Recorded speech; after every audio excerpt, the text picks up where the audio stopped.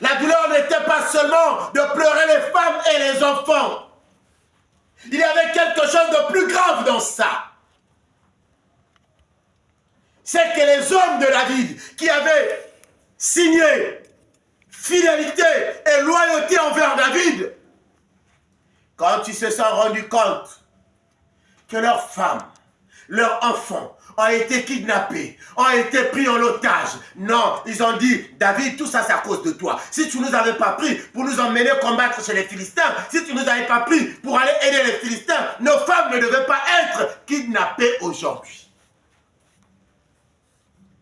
Alors, ses meilleurs amis ont pris la décision de lapider David. Ils ont dit, on va te lapider, on va te mettre à mort, on va te tuer. Oh bien-aimé, ça arrive le moment où ton meilleur ami peut te trahir. Ça arrive le moment où ton meilleur ami peut te jalouser. Ça arrive le moment où ton meilleur ami peut chercher à te tuer. David a perdu le contrôle. David a perdu courage. David ne savait plus quoi faire. Mais David s'est rendu compte d'une chose. Il s'est rendu compte d'une chose. Que j'ai eu des situations plus graves que ça. L'Éternel m'a secouru. J'ai eu des problèmes plus graves que ça. L'Éternel, Dieu par sa main puissante, m'a secouru. David dit, je dois m'appuyer sur l'Éternel. Je dois forcément m'appuyer sur l'Éternel. Au verset 6, la Bible dit, il reprit courage en s'appuyant sur l'Éternel. Bien aimé, quand tu as des problèmes, tu t'appuies sur qui? Quand tu as des problèmes, tu comptes sur qui? Quand les situations ne marchent pas dans ta vie, tu comptes sur qui? David n'avait pas quelque part d'autre. Il n'avait personne avec lui parce que les 600 hommes étaient là. Ils se sont dit, on va te lapider, on va te tuer. Il était seul, abandonné à lui-même, contre la détresse, contre le stress, contre les soucis, contre ses problèmes. Et on a dit, on va te lapider. Oh, il n'avait personne d'autre. Souvent, quand tu es dans les problèmes, tu es abandonné à toi-même. Souvent, quand les choses ne marchent pas, tu es seul. Souvent, quand les situations deviennent compliquées, tu es seul. Tu es abandonné à toi-même.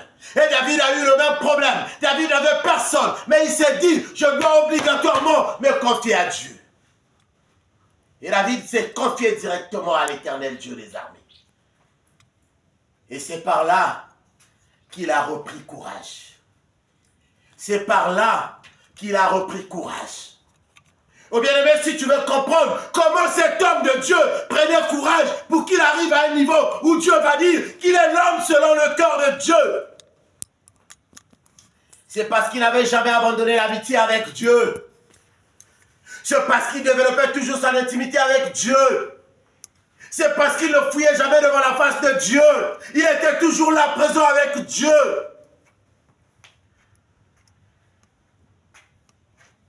Quand David était poursuivi par le roi Saoul, David a écrit les psaumes 59.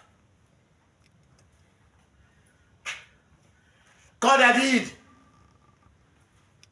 a eu des problèmes avec Absalom, son fils, il a écrit les psaumes 56. Nous allons prendre la Bible et nous allons le lire. Prenons la Bible dans les psaumes 56. Les psaumes 56. Le deuxième couplet. Les psaumes, c'est les chants. Les psaumes, c'est les prières. Voilà pourquoi on ne dit pas les versets, mais on dit les couplets. Les psaumes 56. Le deuxième couplet nous dit, « Aie pitié de moi, ô Dieu, car les hommes me harcèlent. Tout le jour, ils me font la guerre. Ils me tourmentent. Tous les jours, mes adversaires me harcèlent. Ils sont nombreux, ils me font la guerre comme des hautains. » Le quatrième couplet, il dit, « Quand je suis dans la crainte, en toi je me confie.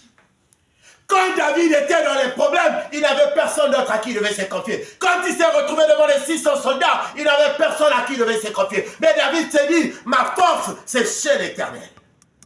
Voilà pourquoi David s'était confié à Dieu. Il n'avait personne d'autre. Et là, quand David parle, il est dans la prison à Gath. Les Philistins sont en train de chercher comment le tuer. Ils savaient qu'ils étaient nombreux. Ils savaient qu'il y avait beaucoup de gens, mais il n'avait personne à qui se confier parce qu'il était seul. Au 5e couplet, il dit, je me glorifierai en Dieu, en sa parole. Je me fortifie en Dieu. Je ne crains rien que peuvent me faire des hommes. L'homme terrestre ne peut rien te faire. Peu importe les problèmes, peu importe ce que tu traverses, peu importe la difficulté, David n'avait pas peur des hommes. Mais David savait qu'il devait avoir peur de Dieu, qu'il devait croire à Dieu, qu'il devait craindre l'Éternel Dieu des armées. Au 6e couplet, il dit, sans cesse, il porte atteinte à mes droits. Ils n'ont à mon égard que des mauvaises pensées. Ils complotent, ils épient, ils observent mes traces parce qu'ils en veulent à ma mort. Bien-aimés, les hommes qui te font des problèmes, ils ont juste une mission dans ta vie, c'est de te ternir l'image, c'est de faire du mal, c'est de chercher à ce que tu meurs pour satisfaire leur gloire. Mais ne crains rien. David n'avait pas peur d'eux. David s'appuyait sur l'Éternel Dieu des armées. David savait que eux, ils sont en train de chercher ma mort. Eux, ils sont en train de chercher à me nuire. Eux, ils sont en train de prendre mes droits. Mais je ne craindrai rien parce que l'Éternel Dieu est avec moi. À qui te confies-tu quand tu as des problèmes? Sur qui t'appuies-tu quand tu as des problèmes? Sur qui t'appuies-tu quand tu as des problèmes? Sur qui t'appuies-tu quand tu as des problèmes? David est poursuivi par le roi. Le roi cherche à le tuer. Et pourtant, il n'a rien fait. Les psaumes 59 vont nous le dire. Les psaumes 59.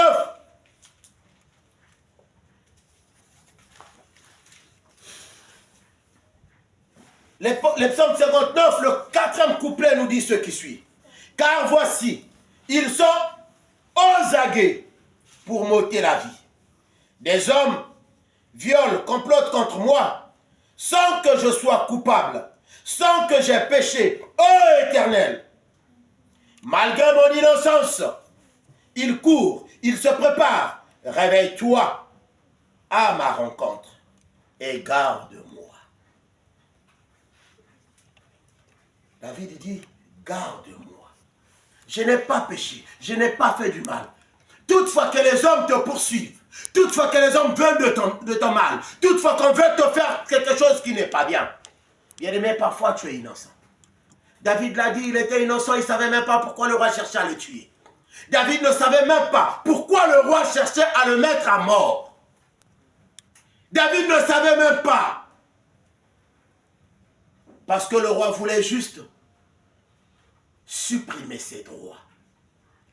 Au verset 10, au couplet 10, il va dire, quelle que soit leur force, c'est en toi que j'espère, car Dieu est ma haute retraite. Quelle que soit la force de tes ennemis, quelle que soit la force de tes persécuteurs, quel que soit ce qu'eux ils pensent, ils ont des relations, ils ont des gens après eux, ils ont des gens qui les soutiennent, mais crois seulement que Dieu est avec toi. C'est lui seul qui te soutiendra. C'est lui seul qui est ta retraite. C'est lui seul qui est ton berger. C'est lui seul qui a la houlette. C'est lui seul qui te protégera dans ce que tu vas vivre. Au 17e couplet, il termine en disant, et moi, je chanterai ta force dès le matin. Je chancellerai ta bonté, car tu es pour moi une haute retraite, un refuge au jour de ma détresse. David a reconnu que la seule façon pour lui d'être en sécurité dans les mains de Dieu, c'est de chanter le nom de Dieu le matin. Combien de fois te lèves-tu pour chanter Dieu le matin? Combien de fois te lèves-tu pour fléchir les genoux et prier ton Dieu le matin? Combien de fois te lèves-tu pour dire à Dieu, Seigneur, je viens vers toi parce que tu es mon protecteur. Seigneur, je viens vers toi parce que toi seul me protège. Seigneur, je viens vers toi parce que toi, tu es ma retraite. Combien de fois le fais-tu? Mais David le dit, que Dieu est ma retraite. Voilà pourquoi il chante pour lui chaque matin. Voilà pourquoi il se lève chaque matin pour prier pour lui. Mais David termine en disant une chose. Dans les psaumes de David 63, le verset 8, nous allons lire ce que David dit. Les psaumes de David 63, le 8e couplet, j'allais dire. David va dire ce qui suit. Car tu es mon secours, et je suis dans l'allégresse, à l'ombre de tes ailes. Tu es mon secours, je suis dans l'allégresse, à l'ombre de tes ailes. Bien-aimé, quel secours cherches-tu encore? David a reconnu que plus qu'il est avec Dieu, plus qu'il marche avec Dieu, plus qu'il est en intimité avec Dieu, plus que Dieu va le secourir. Sur qui t'appuies-tu? Sur qui t'appuies-tu, bien-aimé? Sur qui t'appuies-tu? David s'appuyait sur Dieu. David s'appuyait sur Dieu quand il avait des problèmes.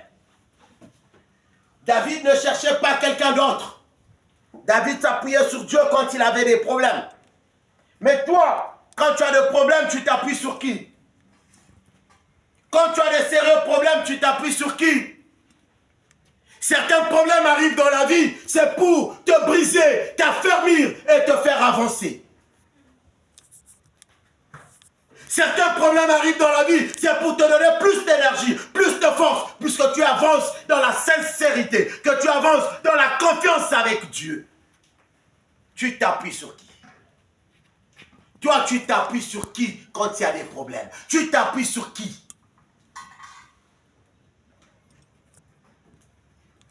On a kidnappé les femmes de David. Surtout Abigail. Elle était très généreuse. Donc David avait des sentiments pour elle. Mais on l'a kidnappée. C'était pour fortifier David. Pour voir sa relation avec Dieu. Mais toi, quand tu as un petit problème, tu dis, j'abandonne Dieu parce que je n'ai plus de solution. Je laisse Dieu parce que les choses ne marchent pas. Mais David n'avait jamais laissé Dieu. Il était toujours là. Il était toujours là. Il était toujours là. Mais toi, quand tu as des petits problèmes, tu fuis l'église. Quand on te demande de travailler pour l'église, tu fuis. Tu fais semblant de venir en retard. Parce que tu n'as pas eu le courage de travailler pour Dieu. Mais David ne l'a pas fait. David était là. David était là. Il travaillait pour Dieu. David était là. Il respectait la volonté de Dieu. David était là. Il s'appuyait sur Dieu. Bien-aimé, l'Éternel n'a pas changé. Il est resté le même. Hier, aujourd'hui et éternellement. Il ne change pas. Quand tu te donnes totalement à Dieu, il va te secourir. Quand tu lui fais confiance, il va être là avec toi. Mais quand tu lui abandonnes, il va te délaisser. Voilà pourquoi la Bible dit, approchez-vous de l'Éternel et il s'approchera de vous.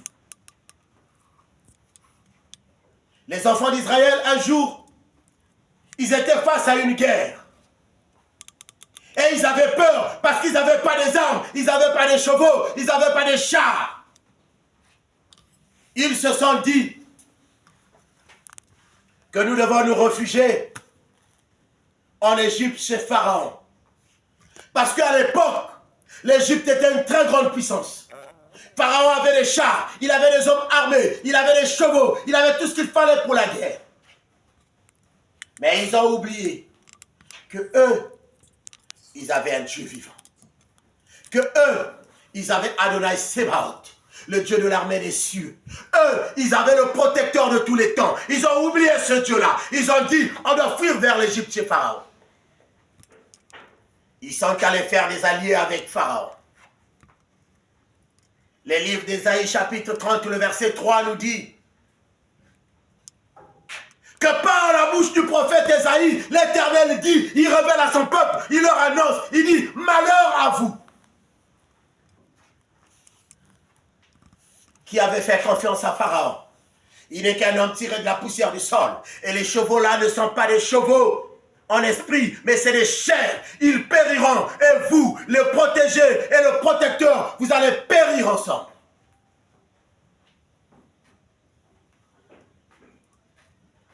Et dans Ésaïe 31, du premier verset jusqu'au verset 3,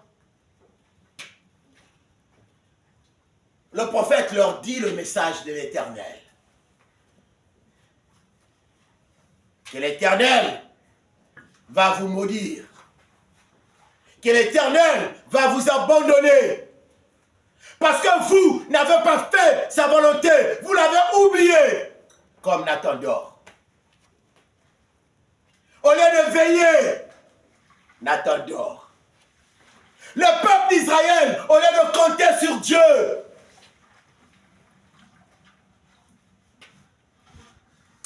ils ont fait confiance aux chars. Ils ont fait confiance aux chevaux. Ils ont fait confiance à Pharaon, qui n'avait pas Dieu, au lieu de compter sur leur Dieu. Ils se sont appuyés sur lui, au lieu de s'appuyer sur Dieu. Sur qui t'appuies-tu? Sur qui t'appuies-tu quand tu as des problèmes? Le peuple d'Israël s'est appuyé sur Pharaon parce qu'il pensait qu'avoir des alliés avec Pharaon devait les protéger. Sur qui t'appuies-tu, enfant de Dieu? Sur qui t'appuies-tu quand tu as des problèmes? Je venais de te dire que les problèmes peuvent arriver à n'importe quel moment. Je venais de te dire que certains problèmes qui peuvent arriver dans ta vie peuvent être un chemin que Dieu ouvre pour sa gloire.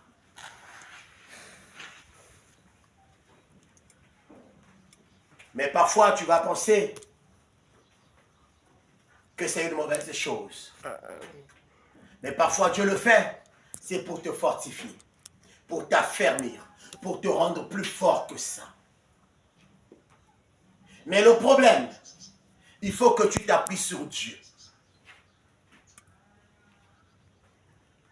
Bien-aimé, moi aussi, j'ai eu des problèmes dans ma vie. J'ai eu des problèmes dans ma vie.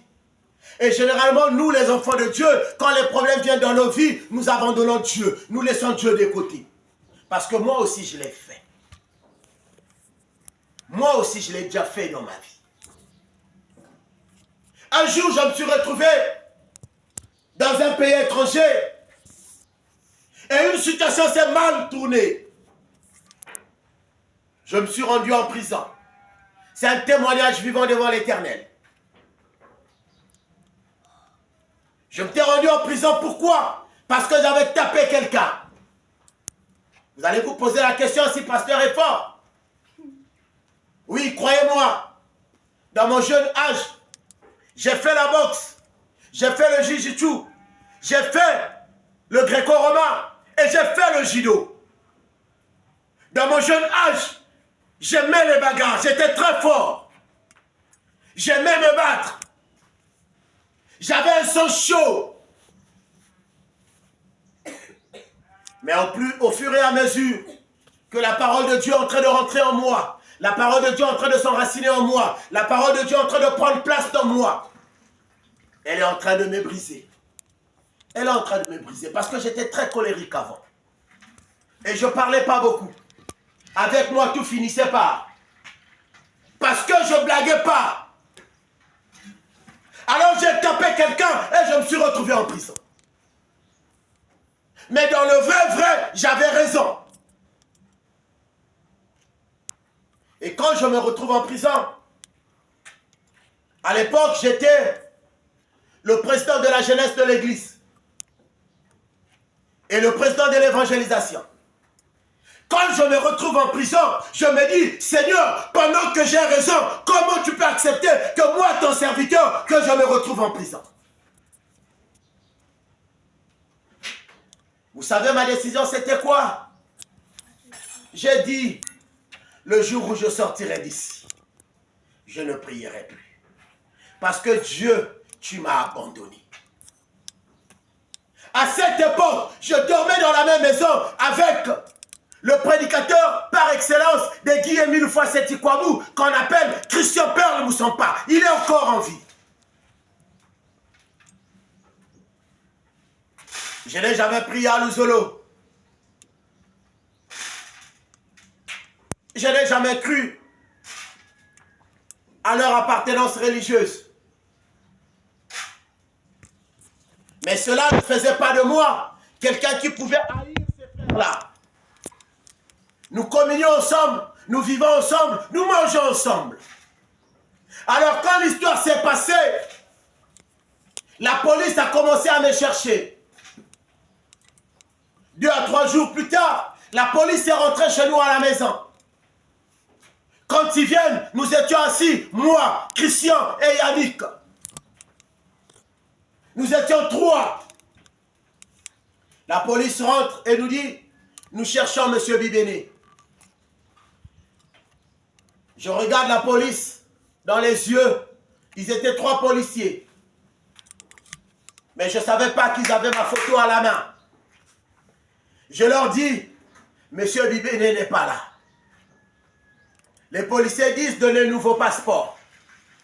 J'ai été le premier à prendre mon passeport à leur remettre. Et quand je leur ai tendu mon passeport, ils ont ouvert la main, ils ont regardé la photo. C'est la même photo qui était dans mon passeport. Ils ont regardé la photo. Ils ont regardé mon passeport. Ils m'ont regardé. Ils ont regardé la photo. Ils ont regardé mon passeport. Ils m'ont regardé. Ils ont dit aux autres, donnez vos passeports. Perle et Yannick ont donné les passeports. Ils ont regardé, ils ont plié les 3 passeports. Ils m'ont remis. Ils m'ont dit, si M. Bibéné venait, dites-lui qu'on a besoin de lui à la police. J'ai tenu les 3 passeports. Je n'ai pas parlé. Les policiers sont partis.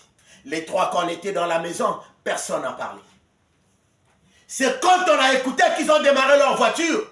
Le prédicateur par excellence de Guy-Émile Foisset-Ikwabou, M. Christian Perle Moussampa, lui qui va dire, l'homme de Dieu, je n'ai jamais vu ce miracle. Qu'est-ce que tu as fait? Parce que la photo qu'ils avaient, c'est la photo qui était dans mon passeport. Le nom qu'ils prononçaient, c'est le nom qui était écrit dans mon passeport. Mais comment je n'ai pas été arrêté ce jour-là? Le premier miracle de Dieu commence. J'ai répondu à l'homme de Dieu. Quand tu n'as rien fait, quand tu es innocent, personne ne pourra t'arrêter. Parce que l'Éternel Dieu des armées va toujours te secourir. Alléluia. Alors, ils ont cherché à m'avoir, ils ne m'ont pas eu. Ils ont pris ma photo, ils ont mis dans les journaux. Et j'ai commencé à être cherché comme un criminel. Je n'arrivais plus à vivre, bien-aimé. J'avais peur. J'avais peur, enfant de Dieu. Ça m'avait dépassé. Le jour où je suis rentré dans une boutique pour acheter quelque chose, je vois les journaux là, je prends et je vois ma photo à la première page. Je suis rentré à la maison. Je me suis caché au moins 1 semaine. Mais je n'étais pas en paix. Ma conscience m'a dit, tu ne vivras pas longtemps dans ce pays si tu ne te livres pas. Je suis rentré chez moi un soir.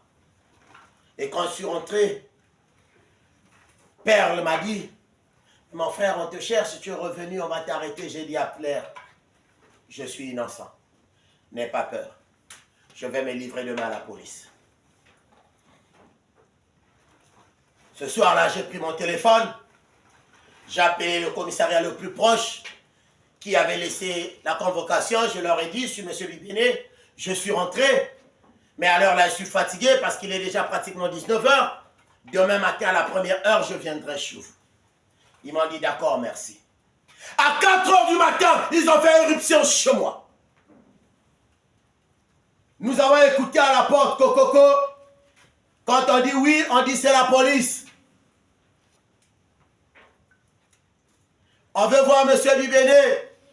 Mon ami Christian, l'homme de Dieu, le prédicateur par excellence, a pensé que ce jour-là, le même miracle devait se répéter. Et glaive, alléluia.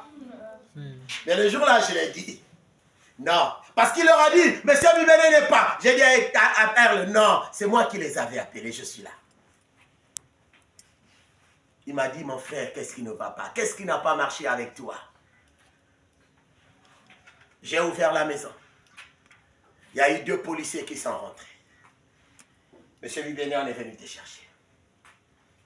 Je leur ai dit, donnez-moi le temps, je dois me laver. À 4 h du matin. Ils m'ont dit, take your time, my friend.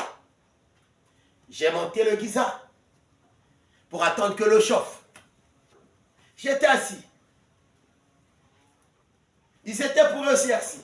Mais je ne me rendais pas compte que tout autour de la maison, il y avait des policiers bien armés. Parce qu'ils se disaient, celui-là, comme il est fort, donc guiche, certainement, il peut créer des situations ici. J'ai fini de me laver. Ils m'ont dit, let's go. Je leur ai dit, no. I need to pray first. Je dois d'abord prier avant. Ils m'ont dit, take your time. Je me suis agenouillé. J'ai prié. J'ai prié, j'ai dit, Seigneur, c'est toi qui m'as convaincu de me livrer. Mais je reconnais que je suis innocent. Mais tu m'as dit de me livrer. Je reconnais que je suis innocent. Alors je fais ta volonté. J'ai fini de prier, je voulais me lever. L'homme de Dieu, Perle, m'a dit, est-ce que je peux prier pour toi? Parce qu'il savait que je ne croyais pas à ses croyances. Il m'a dit, est-ce que je peux prier pour toi? J'ai dit à Perle, que la volonté de Dieu soit faite. Et pendant que j'étais à genoux, Perle m'a imposé la main. Mais j'ai écouté seulement ce qu'il a dit. Que mon Dieu t'accompagne en prison. Il n'a pas dit autre chose. Il a juste dit que mon Dieu t'accompagne en prison. Amen. Je suis allé. Ils m'ont pris, ils m'ont amené, je suis allé. J'ai fait 3 jours dans un commissariat. Ils m'ont traduit en justice. La justice m'a dit, est-ce que tu peux expliquer les faits? J'ai dit non, devant le grand juge, je ne peux pas expliquer en anglais. Mon anglais va être un peu... Il me faut un avocat. On m'a dit, tu as l'argent pour prendre un avocat? J'ai dit non. L'État prend les avocats pour les étrangers. Il m'a dit, le temps que l'État va trouver un avocat pour toi, tu vas aller en prison, à la maison d'arrêt. Moi, je suis rentré dans la maison d'arrêt. Mais, quand j'arrive dans la maison d'arrêt, j'ai pleuré. J'ai fléchi les genoux, j'ai dit, Seigneur, comment peux-tu permettre que moi, ton serviteur, que j'arrive dans des lieux comme ça? Le jour où je sors d'ici, je ne te prierai plus jamais. Vous connaissez le miracle, c'est quoi? C'est que quand on nous met dans les cellules, quand je rentre, le chef de la prison me regarde. Il me dit, I know you. You are a pastor. J'ai dit, no. I know you, my friend. You are a pastor. J'ai dit, no. Je te connais, mon frère, tu es un pasteur. J'ai dit, non. Mon frère, je te connais, tu es un pasteur. J'ai dit, non. Il dit, mon frère, je te connais, tu es un pasteur. Il avait beaucoup de cheveux à cause de la fraîcheur. Et il dit, je te connais, tu es un pasteur, tu es nigérien. J'ai écouté une voix qui m'a dit à l'oreille, tu es un pasteur, pourquoi tu refuses? J'ai dit, yes, I'm a pastor. Et le monsieur a dit, pourquoi tu montais? Pourquoi tu montais avant? Il m'a dit, rentre. Tu connais ta mission ici, c'est quoi? Tous les matins, tu dois prier pour nous. Et toute la nuit, toutes les nuits, tu dois prier pour nous avant qu'on ne dorme. Voilà la mission qu'on m'avait donnée en prison. Et glaive, alléluia. Alors je devais prier pour les prisonniers là. Mais, la nuit, ma première nuit est arrivée. J'ai fléchi les genoux, j'ai commencé à pleurer. J'ai dit, Seigneur, tu m'as abandonné. Seigneur, tu m'as abandonné. Je ne te prierai plus jamais le jour que je sortirai d'ici. Et pendant que je priais, j'étais en train de pleurer à genoux. Vers 2 h du matin, vers minuit. Le sommeil m'a bercé. Je suis allé un tout petit peu dans le sommeil. Vous savez quoi? C'est qu'à l'instant là, Dieu me parle maintenant. Je vois dans mon songe, je lève la main devant Dieu, c'est un témoignage du vivant que je vous donne. Je vois dans mon songe le prophète Guillaume une fois c'est Tikwabou. Et il vient, il me dit, Dieu m'a envoyé vers toi. Parce qu'il t'aime, il ne t'a pas abandonné. Tu as été choisi pour le travail. Donne-moi tes mains. Je lui tends mes mains.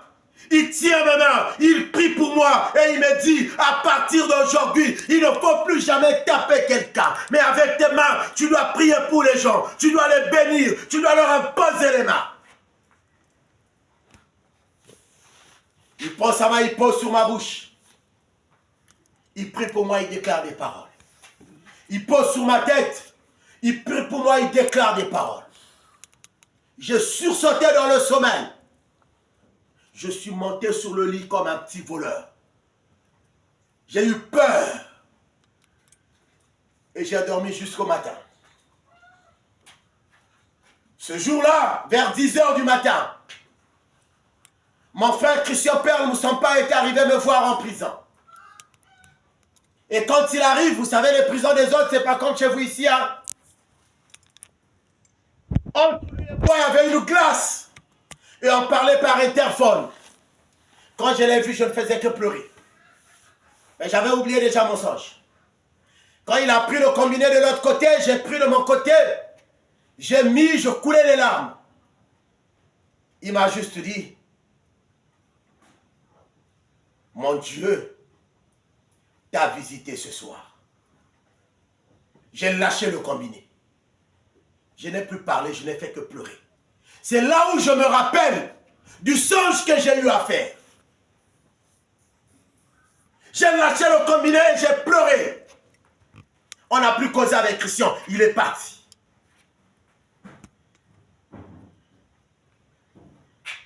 C'est sa foi. Je ne suis pas là contre les foi de quelqu'un. Mais à moi, le prophète avait dit que Dieu l'avait envoyé. Pour venir prier pour moi, pour venir intercéder pour moi. Et c'est le jour où j'ai compris pourquoi j'ai été envoyé en prison.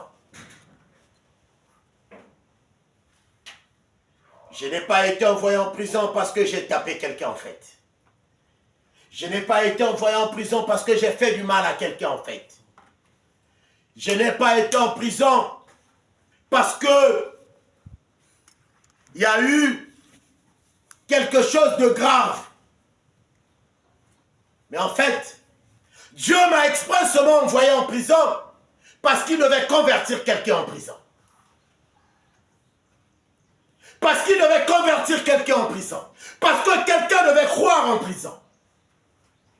Voilà pourquoi quand je rentre, la première des choses, c'est une révélation par un chef de prisonnier qui dit tu es un pasteur et tu dois prier pour nous.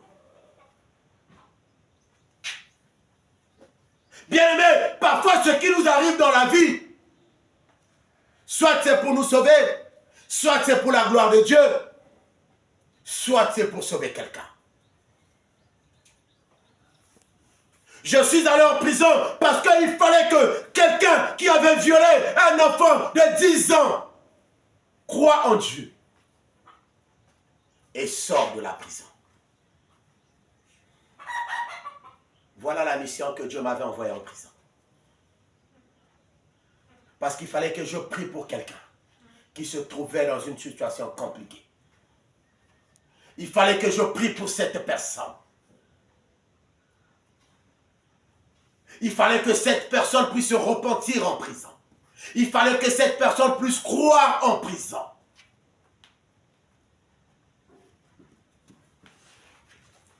Voilà pourquoi Dieu m'avait envoyé en prison.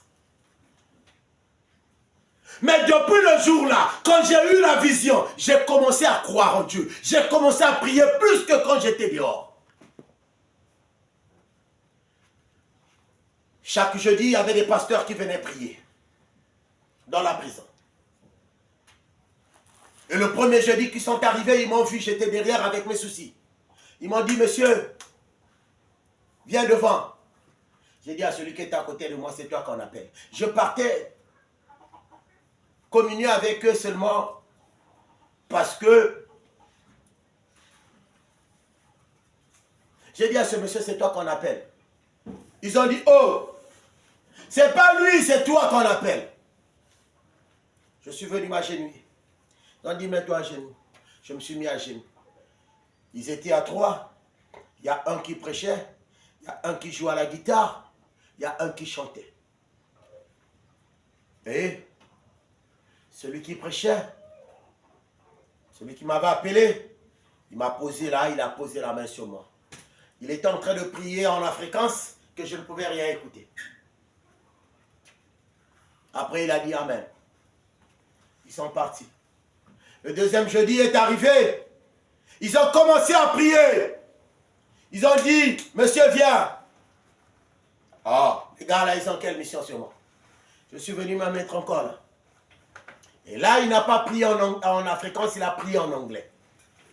Il a déclaré des paroles sur moi. Il a déclaré des paroles sur moi. Il a déclaré des paroles sur moi. Il a déclaré des paroles sur moi. Quand il a fini, ils ont dit, nous n'allons plus revenir ici.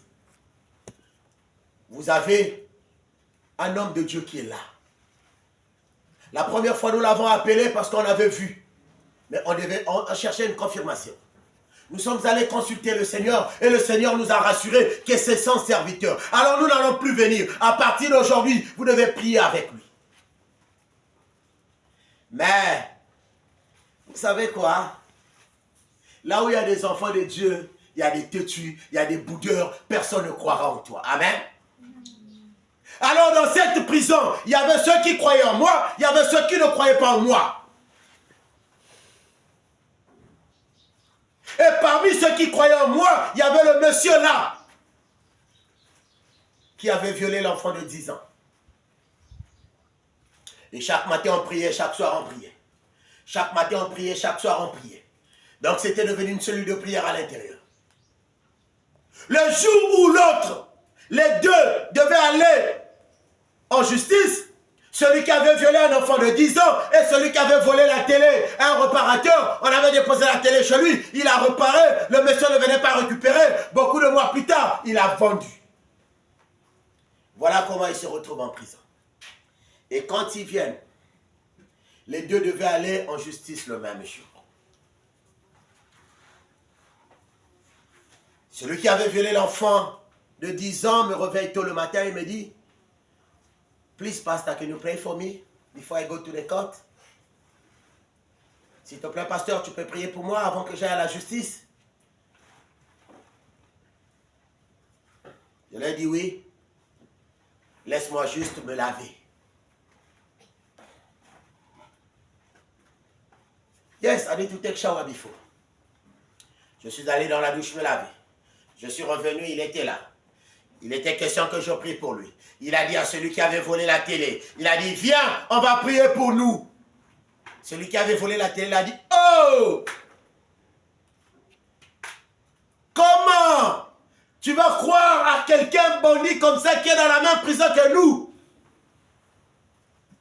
Bien-aimé, ne vois pas le comportement de quelqu'un, ne vois pas ce que fait l'homme de Dieu, ne vois pas ce qu'il est en train de faire. Mais crois juste en Dieu à travers l'appel qu'il a reçu. Parce que tu ne connais pas sa relation intime avec son Dieu. Tu ne connais réellement pas la relation intime qu'il a avec son Dieu. Le garçon a dit, je ne peux jamais accepter qu'un prisonnier comme moi prie pour moi. Bien aimé, il est rentré là, il était voleur. Je suis rentré là parce que j'étais bagarreur. Il y avait deux choses différentes. Mais au moins les deux, on était des prisonniers. Dans la vie civile, chacun de nous avait son problème qu'il faisait. Mais, et pourtant, les hommes de Dieu, à qui eux ils croyaient, leur ont dit que vous devez croire à ce monsieur désormais. Il a dit, jamais je croirai à quelqu'un qui est en prison comme moi. Alors, celui qui avait violé un enfant de 10 ans est arrivé. Je lui ai dit, mets-toi à genoux. J'ai imposé la main sur lui. J'ai dit, Seigneur, je déclare sur ta parole que tu pardonnes son mal et que quand il va ici pour aller en justice, Seigneur, qu'il soit innocenté. Pardonne-lui et qu'il ne revienne plus ici. Amen. Et que alléluia. Et il est allé, l'autre aussi est allé, qui avait refusé que je prie pour lui. Les deux se sont rendus en justice. La meilleure, c'est quoi? C'est que quand ils se sont rendus en justice, ils ont fini. Les deux sont revenus en prison. Et en premier, je vois donc celui que j'avais prié pour lui rentrer. Quand je l'ai vu, il venait en courant vers moi, mais en pleurant. Il est venu sauter sur moi. Il m'a pris au cou. J'ai coulé des larmes. Parce que l'émotion là m'a fait comprendre qu'on l'a retenu captif en prison. J'ai pleuré à sa place, j'ai dit, Seigneur, tu m'as trahi.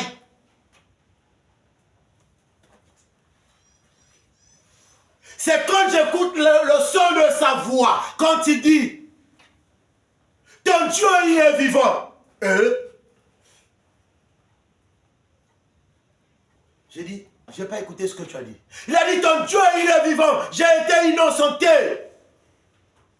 On m'a demandé de payer 2000 rennes pour que je quitte la prison. Mais comme mes parents ne croyaient pas, personne n'est venu à la justice. Personne pour payer l'amende. Voilà pourquoi je suis revenu ici. Il est tombé à genoux, il a dit, prie pour moi, ton Dieu, il est vivant. Avant même que je ne prie pour lui. Je vois celui qui avait volé la télé rentrer avec les habits orange. Service correctionnel. Qu'est-ce qui ne va pas? J'ai dit maintenant l'autre. Il dit il a été condamné pour 5 ans d'emprisonnement. J'ai refusé de prier pour lui, j'ai pleuré encore. Vous savez pourquoi j'ai pleuré? Parce que je me suis dit, Dieu a inversé les situations.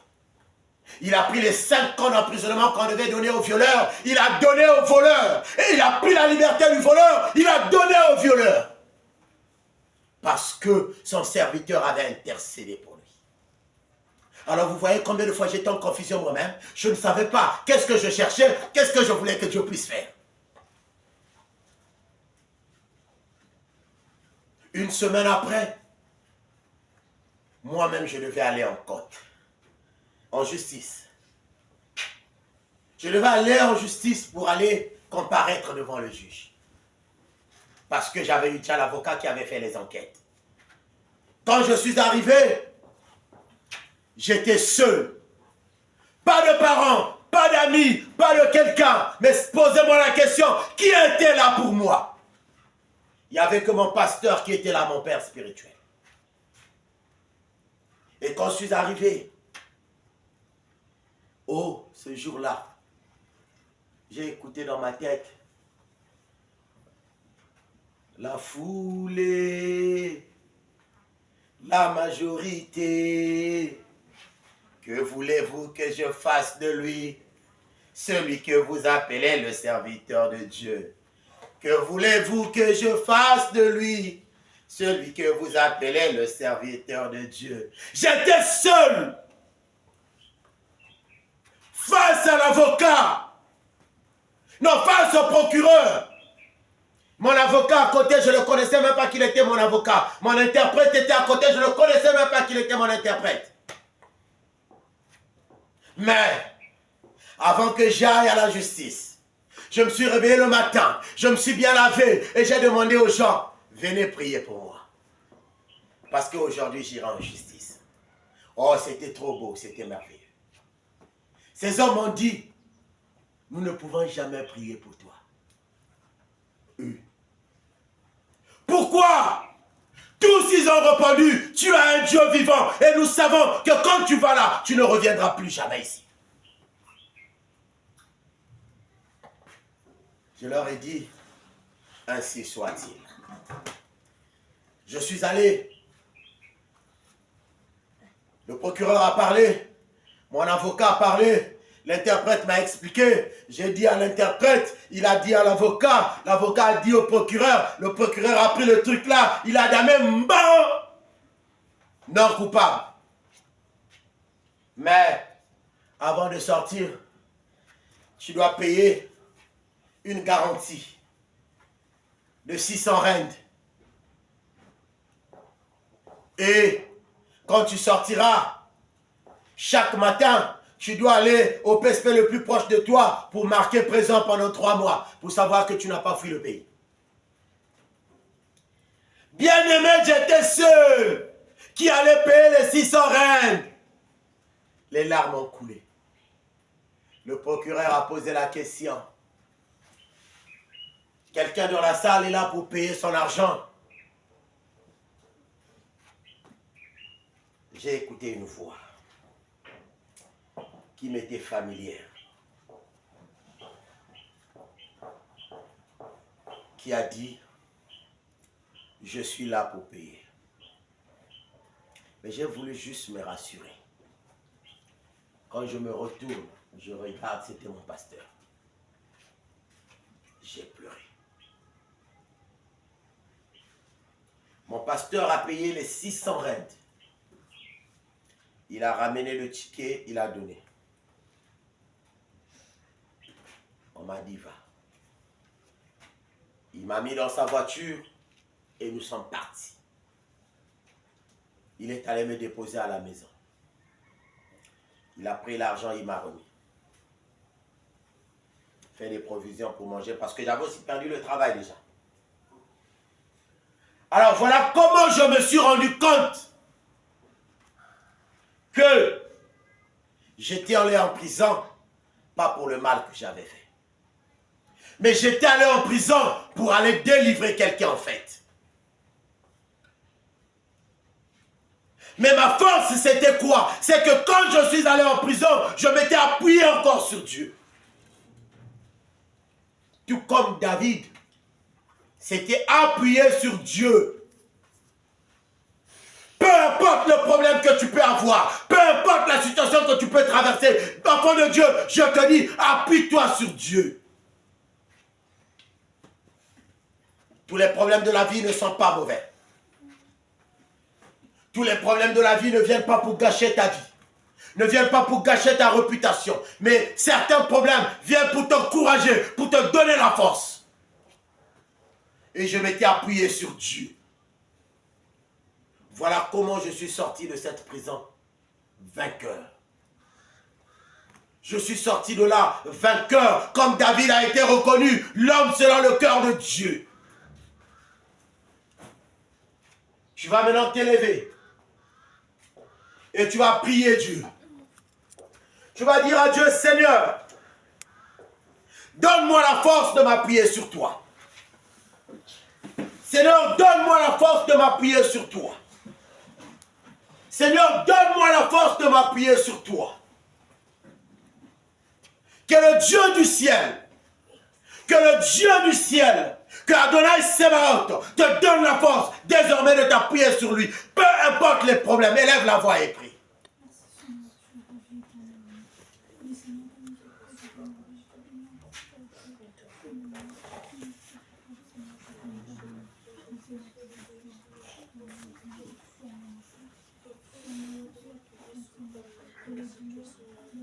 Seigneur Dieu puissant,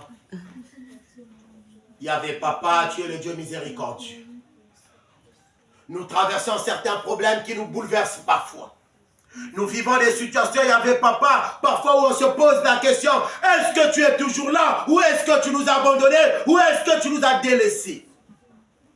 Et parfois nous sommes troublés et nous t'abandonnons. Par contre, ta parole dit, approchez-vous de l'Éternel et il s'approchera de vous. Père, nous venons vers toi. Ce peuple debout est venu vers toi. Ils ne sont pas venus voir un homme, ils ne sont pas venus écouter les paroles d'un homme, mais ils sont venus écouter les paroles inspirées du Saint-Esprit.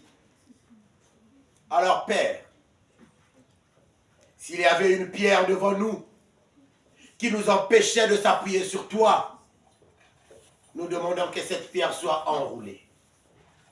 Nous demandons que cette pierre soit enroulée, Seigneur de gloire, pour que désormais nous puissions comprendre que nous devons nous appuyer sur toi. Parce qu'il n'y a pas un autre Dieu comme toi. Tu es celui qui n'abandonne jamais. Tu es celui qui tend toujours ta main sur tes enfants. Tu es celui qui, Seigneur de gloire, quand ton peuple te fait confiance, tu leur fais confiance et tu leur secours. Alors Père, viens à notre secours. David l'a dit, mon âme espère en toi et ta main droite me tire vers le haut. Père, nous voulons faire comme David. Dans les moments les plus difficiles, chanter les psaumes. Dans les moments les plus sombres, prier. Dans les moments les plus critiques, s'agenouiller et lever la voix vers toi. Mais nous voulons cette force, Seigneur de gloire. Nous voulons cette force, Seigneur de gloire. Ce peuple devant toi veut cette force, cette énergie, Seigneur de gloire. Aide-nous à marcher dans la pureté. Aide-nous à marcher dans l'abondance. Aide-nous à comprendre que certains problèmes que nous vivons, Seigneur, c'est pour ta gloire. Aide-nous à comprendre que certains problèmes que nous vivons, c'est pour nous briser, c'est pour nous affermir. Alors nous devons continuer à s'appuyer sur toi. Accorde ces quelques mots de prière, Adonai Sebaot, par le puissant nom de Yahushua HaMashiach, qui est notre Seigneur et Sauveur. Nous disons tous Amen. Je laisse la place à Pasteur Esther.